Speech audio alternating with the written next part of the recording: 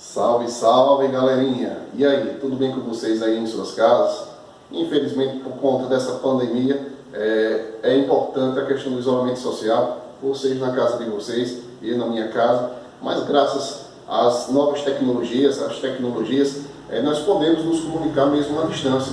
E esse é o nosso objetivo de hoje.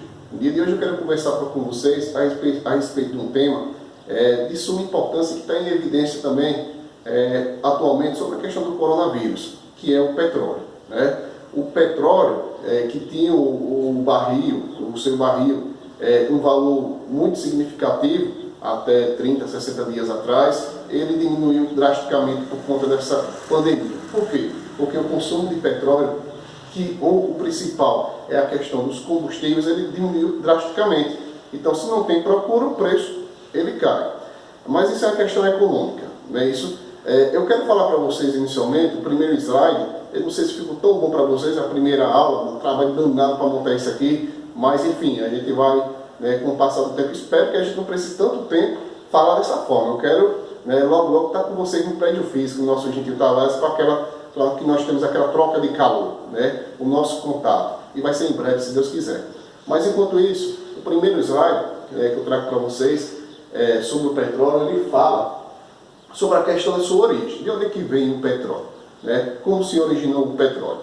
Então, o petróleo, de uma maneira bem simples, eu falo para vocês que o petróleo ele é originado de micro-organismos orgânicos, restos de animais e vegetais que foram soterrados ao longo do tempo, isso milhões de anos, certo? E sobre certas condições, temperatura, pressão, enfim, produziu-se esse líquido escura e viscoso, qual foi denominado petróleo. Mas para tentar mostrar para vocês de uma forma melhor, eu separei aqui um vídeo que mostra claramente para vocês sobre essa questão da origem do petróleo. Peço que vocês fiquem atentos. É um vídeo bem rápido e logo eu volto.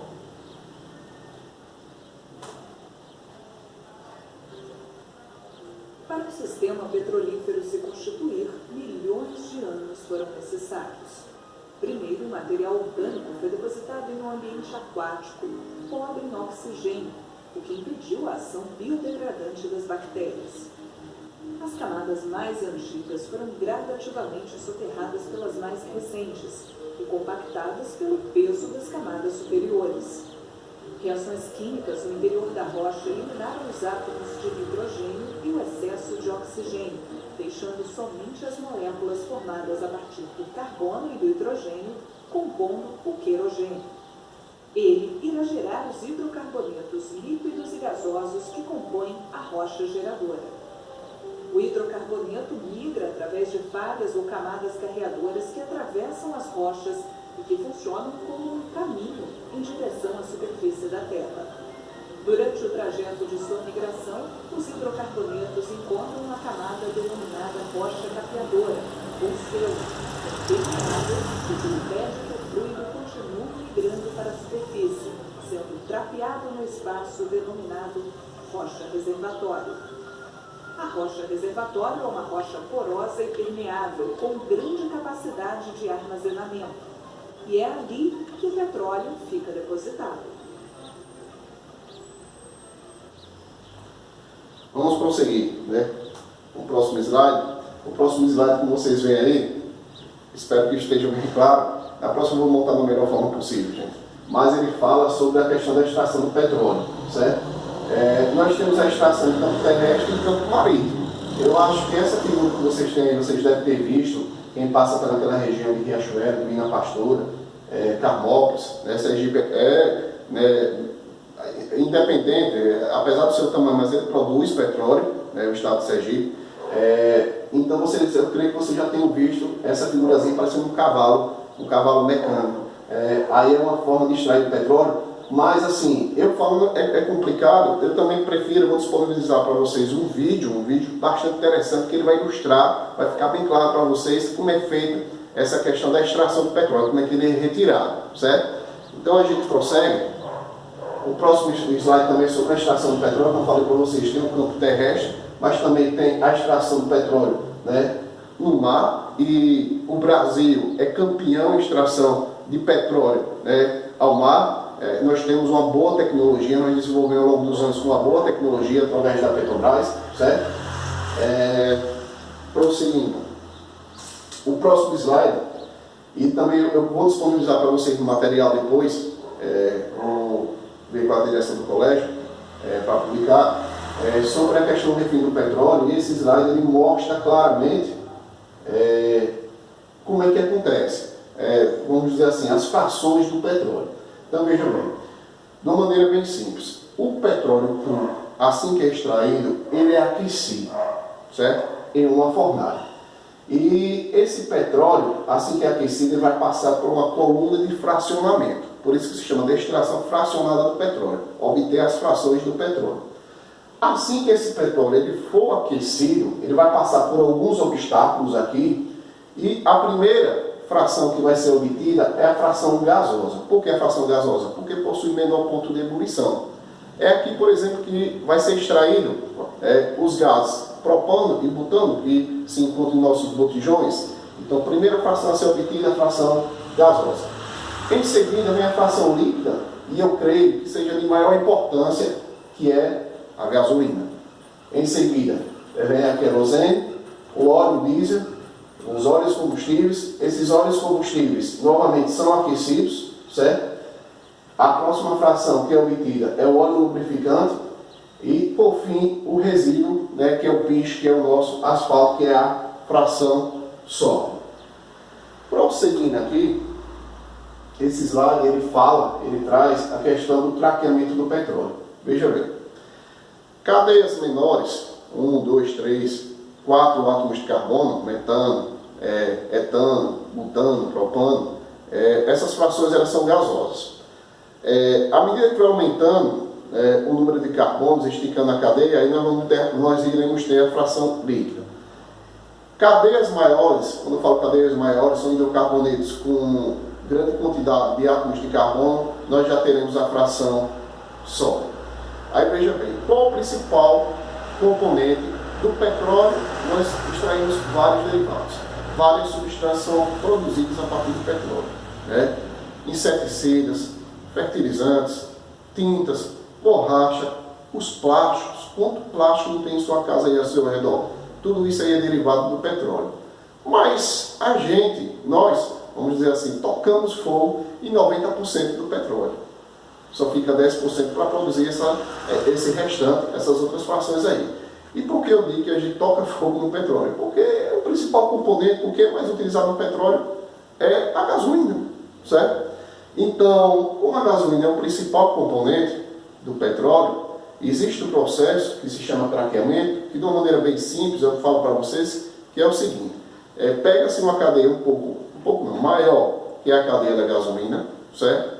Através de reações químicas, quebra-se essa cadeia, e quebrando essa cadeia, chega-se novamente a quem? A gasolina. Novamente não, chega-se a gasolina. Então, craqueamento é nada mais nada menos fazer com que a gente tenha, não só gasolina, mas pode ser um outro produto, a gente tenha a produção de maior quantidade de outros produtos, aí está principalmente a gasolina, a partir de frações mais pesadas. E como é que é feito esse processo? São reações químicas que basicamente quebram essas cadeias e produzem esses outros compostos.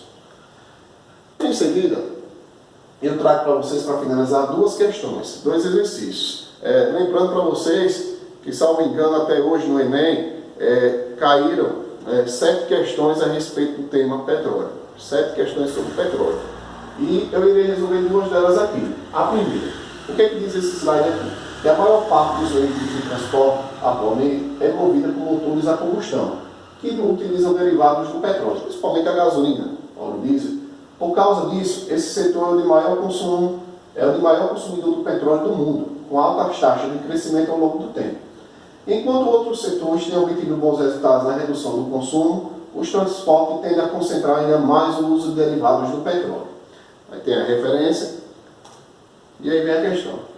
O impacto ambiental da tecnologia mais empregada pelo setor de transporte é uma medida para promover a redução do seu uso, estão indicados respectivamente em. Então são 2 perguntas que ele faz aí, são 2. Primeiro, um impacto ambiental da tecnologia mais empregada pelo setor de transporte. Que impacto ambiental? Mas ele deve estar ligado aqui. E uma medida para promover a redução do seu uso. Certo? Aí o item A. Aumento da poluição sonora. Construção de barreiras acústicas. Gente, construção de barreiras acústicas vai reduzir o consumo desse derivado do petróleo. A está descartada. B. Incidência da chuva ácida. Estatização da indústria automobilística. A indústria automobilística passar a ser do Estado. Vai resolver essa problemática da questão do consumo do combustível? Item C. Derretimento das calotas polares. Aquecimento global. Poluição. Incentivo aos transportes de massa. Gente, incentivos ao transporte de massa. Metrô, trem, ônibus. Então, veja bem, se há um incentivo, consequentemente as pessoas que saem com seus carros, se tem um bom transporte, um transporte de qualidade, ela vai nesse transporte de grande massa. Então, ao invés de a gente ter 100 carros circulando ao mesmo tempo, a gente pode ter apenas todo esse pessoal usando esse veículo, esse transporte em massa. E tirando, por exemplo, esses 100 carros, o que, é que a gente vai reduzir? A poluição. Então, a alternativa seria a letra C. E o segundo exercício, para eu me despedir de vocês, um dos insumos energéticos que volta a ser considerado como opção para o fornecimento do petróleo é o aproveitamento das reservas de folhetos pirobetuminosos, mais conhecidos como xistos pirobetuminosos. As ações iniciais para a exploração de xistos são anteriores à exploração do petróleo, isso já vem antes do petróleo. Porém, as dificuldades inerentes, referentes aos diversos processos, notadamente aos altos custos de mineração e recuperação do solo minerado, contribuíram para impedir que essa atividade ela se expandisse, ou seja, o uso do xisto. Aí vem, o Brasil detém a segunda maior reserva mundial de xisto. O xisto é mais leve que os óleos derivados do petróleo. Seu uso não implica investimento na troca de equipamentos e ainda reduz a emissão de particulados pesados, que causam a fumaça e a fuligem. Por ser um fluido em temperatura ambiente, é mais facilmente manuseado e armazenado. Vamos ver o que ele pede. A substituição de alguns óleos derivados do petróleo pelo óleo, então substituir derivados do petróleo, óleos derivados do petróleo, pelo óleo derivado do xisto, pode ser conveniente por motivos ambientais, técnicos, econômicos, políticos ou estratégicos. Então, por exemplo, a letra A, ambientais. A exploração do xisto ocasiona pouca interferência no solo e no subsolo. Nós vimos no texto, questão de interpretação do texto aqui, que ele causa um grande impacto na questão do solo e do subsolo. Então, o item A está descartado, certo? A substituição desses óleos pode ser conveniente por motivos técnicos. A fluidez do xisto facilita o processo de produção de óleo, embora seu uso deva de troca de equipamentos. O texto falou que pouco necessita troca de equipamentos. Questão de interpretação de texto também. A B está fora. Também. O motivo é econômico. É baixo o custo da mineração e da produção de xisto. Não foi isso que foi dito no texto. Vocês podem prestar atenção que ele falou sobre a questão do custo alto.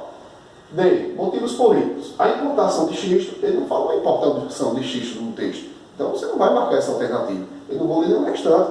Nossa alternativa, o motivo é o quê? Estratégico. A entrada do xisto no mercado é oportuna, diante da possibilidade do aumento do preço de quem? Do petróleo. A maior procura do petróleo, antes dessa pandemia, consequentemente, estão sendo buscadas outras fontes de energia por causa do custo do preço elevado do petróleo. Então, gente, por hoje, era isso que eu queria mostrar para vocês, certo? Digo para vocês que estou com saudade de vocês. Essa distância é complicada, né? A gente tem, cada dia que passa é um dia diferente, nós não estamos acostumados com isso, mas vamos defender, vamos rezar, certo? Para que tudo isso passe de uma maneira bem rápida. E isso vai acontecer se Deus quiser. Para que eu possa avaliar vocês sobre essa questão desses conteúdos aqui, do que eu ministrei para vocês sobre petróleo, vou disponibilizar o vídeo, né, que eu passei para vocês, eu vou pedir para publicar. E também, eu creio que amanhã, eu também estarei postando uma atividade para vocês e lá vai estar explicando como é que será o procedimento. Um forte abraço, obrigado pela atenção e que todos fiquem com Deus. Beijão.